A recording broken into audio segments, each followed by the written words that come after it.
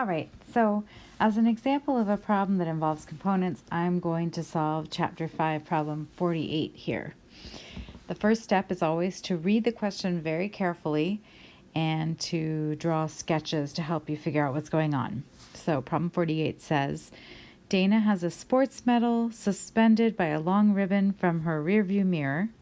As she accelerates onto the highway, she notices that the medal is hanging at an angle of 10 degrees from the vertical. So that's the setup. Does the medal lean toward or away from the windshield? Explain. And what is her acceleration? So we are finding Dana's acceleration.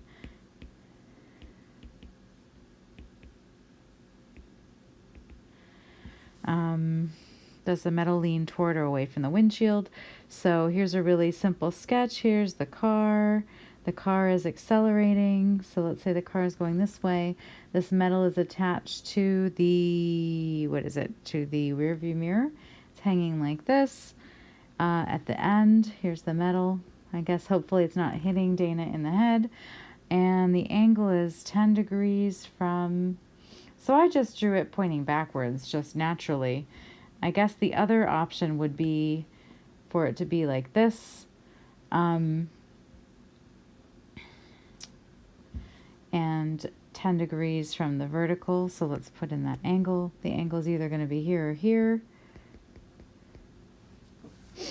from the vertical. So how do you know which of those is correct?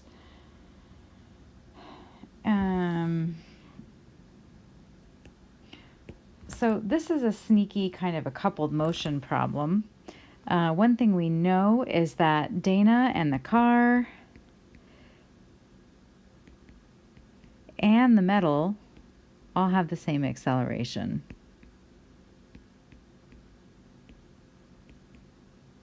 Okay, and that acceleration I've drawn to the right.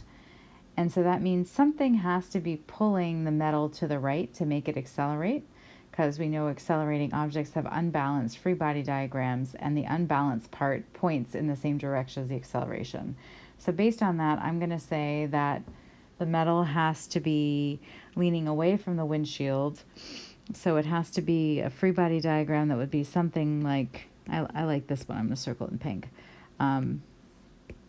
The free body diagram needs to have a tension force from the ribbon on the medal that's pointing up and to the right, because that's the only way we can get a component of force to the right in the direction of the acceleration.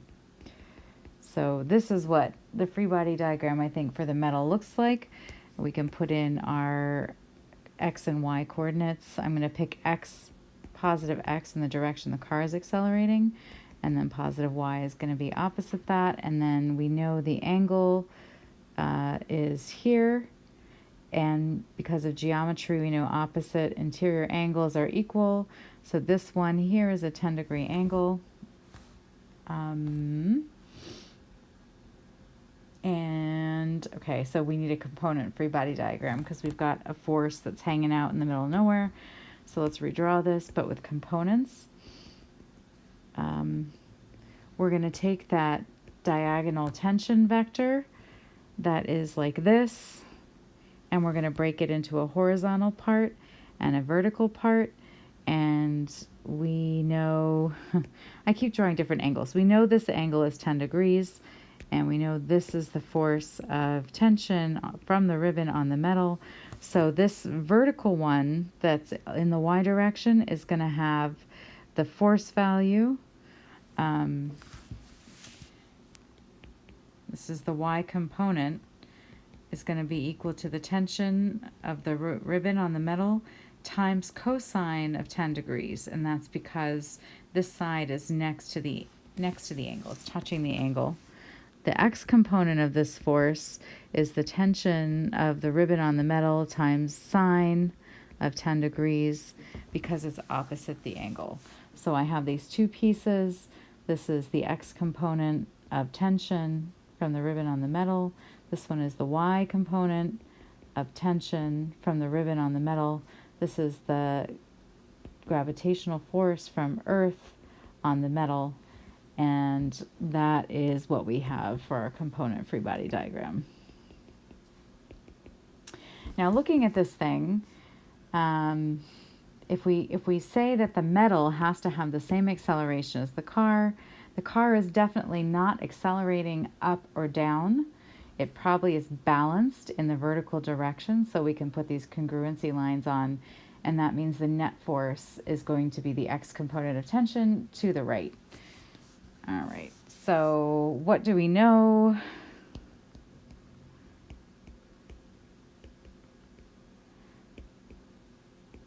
So we know the net force in the y direction is equal to 0. There's no acceleration in the y direction, and therefore we know that the positive y component of tension from the ribbon on the metal minus the gravitational force from the earth on the metal had better equal 0, and that means that the y component of the tension from the ribbon on the metal is equal to the weight of the object, which is the mass of the metal, times the gravitational force constant. And it is a little freaky that we don't know the mass, but in situations like this is a tip.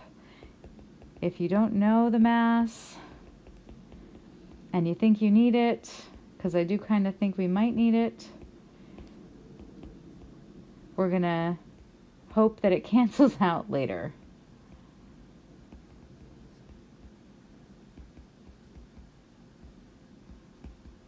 All right, so we're just going to keep our fingers crossed and hope this cancels later. Let's put that in yellow because that's sort of important.